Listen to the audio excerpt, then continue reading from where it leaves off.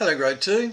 Here's another story from, I think I was in grade 2 at the time, and this was after um, the story of the koala and the kangaroo, but I forgot to mention that we did have some chickens, but we weren't allowed to talk about the chickens because everybody had chickens back in those days. In fact, we had quite a large property, and we had three paddocks actually, a side yard, a backyard, and another backyard.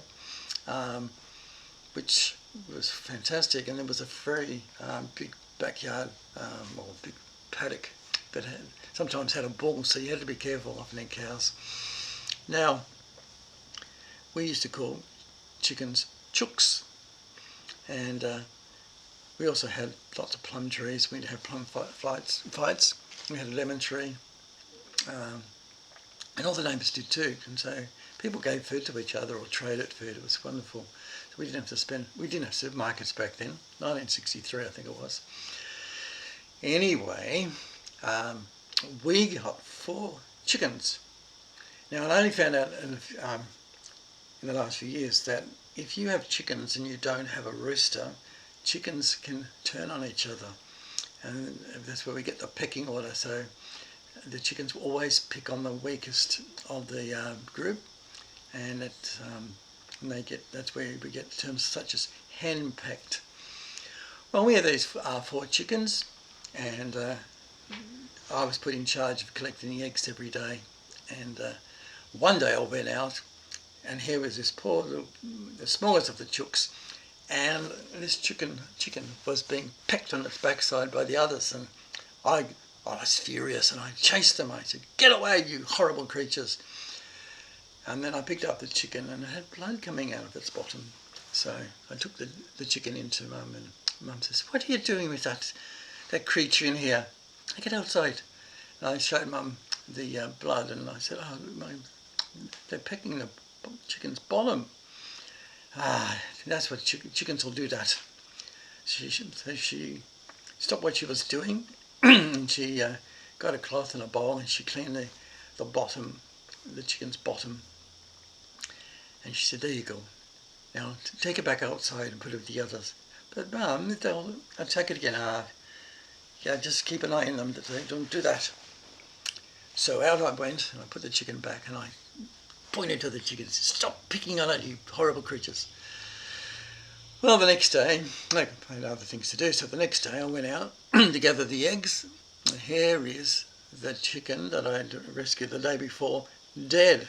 Blood pouring out of its bottom, and the 3 other chickens were pecking at its backside. They were cannibalising it. Horrible creatures. I flew into a huge fury of rage, and I screamed. I chased the other, and they went flying in all directions. They say chickens can't fly. They did that day. And I screamed, and now my mother, she could hear the screaming. She was baking a cake inside, a chocolate cake, and she came out. And Tawny Whelan, what are you doing? You're making enough noise to wake the dead in Dublin." Well, these horrible creatures, they've killed this chook. And I was weeping, and I was kneeling down in the dirt, or sitting down, I can't remember now. And my mother came over to me, and she said, "Oh, Tawny," and she had this apron, her baking apron on. And you better remember when I tell you this, smoking is bad. It killed my mother. My mother eventually, when she did die in her 80s, she died of throat cancer from cigarette smoking. But everyone in those days smoked.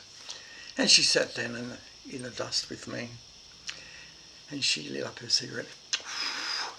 She put her arms around. She said, "Tawny, you've got to know that these little creatures, they've got the brain the size of a pea. You can't expect them to know right from wrong. And also they're horrible, they're evil, they're terrible." Do you know what? They say that the human has the biggest brain of any animal. But humans are a lot like chickens.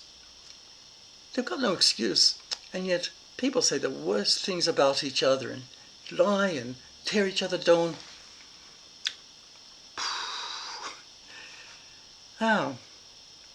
But Tony, you mustn't judge these creatures. They don't know right from wrong.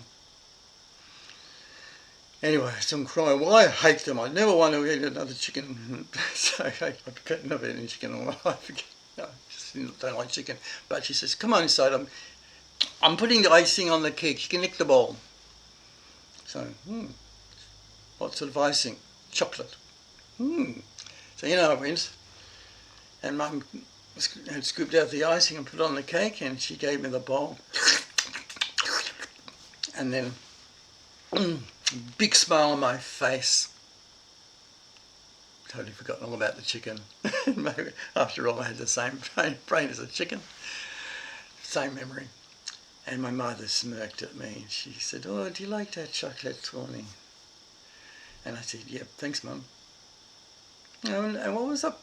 What were you upset about outside again? The chicken. Well, you can go outside now and bury it. Not going to do anybody any good. So I had to go out, take a hole, put the chicken in. Mum came out, and I said, and I had a cross. Mum said, "You can't put a cross on an animal's grave." I said, "Yes, you can." And she says, "Oh, there's no creatures don't have a soul." Oh, well, it says in the Bible that there's a horse up there somewhere, and there's a donkey, and there's so. Yes, I've heard that. All right, you can stick a cross on it. So I put the cross on the chicken's grave and gave it a Christian burial. Well, there you go. That happened in Bendigo around about 1962, 63, somewhere back then in ancient history. Now, back in those days, we had lots of freedom as children. There were lots of old mines, and we could go and climb the mines. There were big waterstone pipes. You could crawl under them. There were lots of neighbours with big backyards, and if you had permission, you could search for things. My brother used to go and search for gold, and there's another story about that. But his gold, I flushed down the toilet anyway. That's a story for another day. I hope you enjoyed it. Be good. See you next time.